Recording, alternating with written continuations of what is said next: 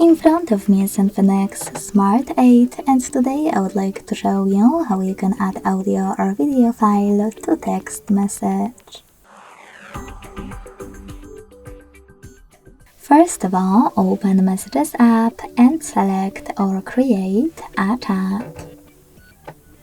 Then, to create and add an audio file right away, hold this microphone at the bottom right corner. Then start recording.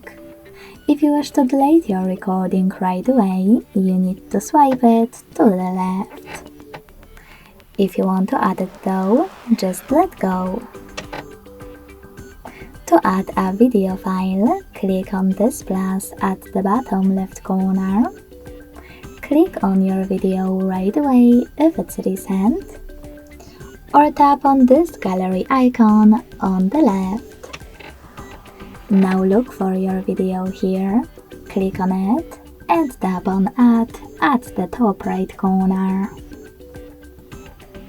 You can also click on the same gallery section, tap on Folders, and look for your video over here.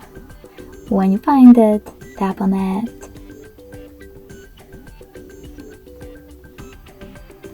Thanks so much for watching. If you enjoyed this video, don't forget to leave a like, comment and subscribe. Bye!